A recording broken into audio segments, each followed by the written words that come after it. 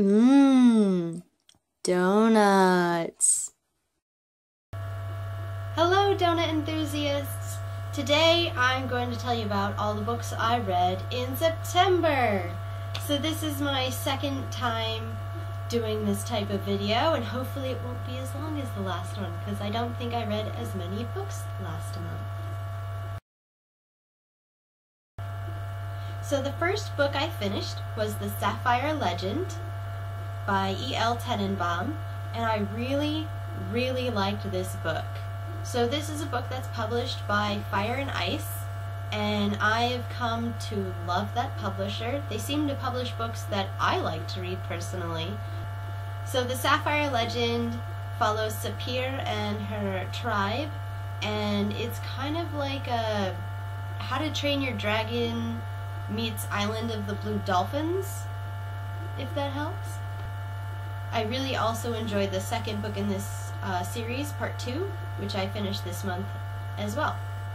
The second book I finished last month in September was The Winner's Kiss, which was the last and third in the trilogy by Rutkoski, and I did not enjoy the series as it went along. The first book I thought was pretty good, the second book started to drop off, and this third book started to lose me completely, and the only reason I finished it was because it was an audiobook.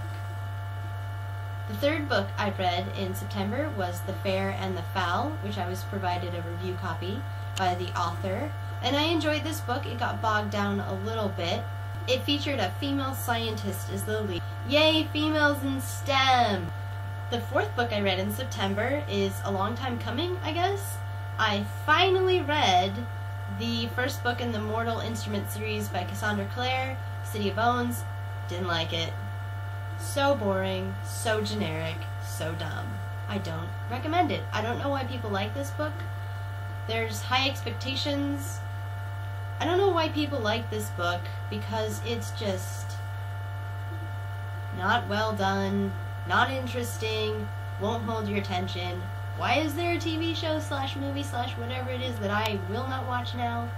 So I picked up some more books by Simone Elkeles. I read Wild Crush, Better Than Perfect, and Leaving Paradise all in a row. I love Simone Elkeles.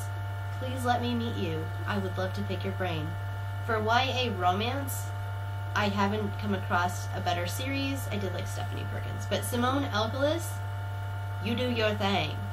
So there's some interaction of characters in other character stories, which is mind-boggling! I love it. I wish more books were like this. I think I would read more series, probably.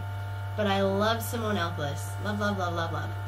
I got my hands on some more Maggie Stiefvater this last month. I read The Dream Thieves, which as a series is still holding my attention. I picked up a book, Sweet on You, Cupcake Diaries book, that I'm going to meet the author at the Romance Writers Conference coming up this month.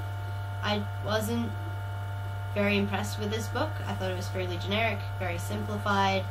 Why romance? Why are we moving towards novellas and shorter books? You just can't fit a plot into such a short book. It's very difficult. This was not done as well as it could have been. Maybe longer books would be better. Yay, longer books. Real novels. Real novels, people. I then read the third in the Raven Cycle series, and yeah, Blue Lily, Lily Blue, Maggie Stiefvater. On a recommendation from my writer's critique group, I read You by Carolyn Kepnes, which started out very different from any novel I have read this year. Very, very different, very, very creepy. Dear God, please don't let real life have anyone like this in it. The next book I read in September was a bit of a letdown. It was recommended to me by 2 people, and that's why I picked it up. Marked as a post-apocalyptic book, Station 11 by Emily St. John Mandel, and it was just kind of boring, wasn't very post-apocalyptic, and I didn't understand the hype. The next book I read in September was for my book club, which meets the first Friday of the month at the Never Ending Bookshop in Bothell. All are welcome to come. And we read An Ember in the Ashes by Saba Tahir, and I thought it was decent, pretty good for fantasy. I gave it 4 out of 5 stars on Goodreads. It wasn't enough to make me have to continue in the series, though I did enjoy this first book. The next book I read in September was Chasing Memories, the first book in the Tala Prophecy series by Tia Silverthorne Buck. And I think the author forgot the plot, because it was plotless, and the story was missing. What happened? I don't know. I'm not reading any more by this author. I read another Simone Elkeles novel, Rules of Attraction, so I'm nearing the end of reading everything she has. Oh no! And the last book I read for the month was Breeder, which is the first in the Arrow's Flight series by Casey Hayes. And this book is also post-apocalyptic semi-dystopian, and it was really good, actually.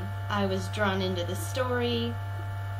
I had put off reading this book for quite some time. I think I got this book last year, and I was not disappointed. I actually really enjoyed it. I thought it was an interesting new novel for the dystopian literature, and it left me wanting to read more. So hopefully I'll find some money to purchase more books in that series, maybe check out what else she's written. So those are all the books I read in the month of September. Thanks! Bye, fellow donut enthusiasts. Until next time, I'm Rachel, your local donut enthusiast. Donuts.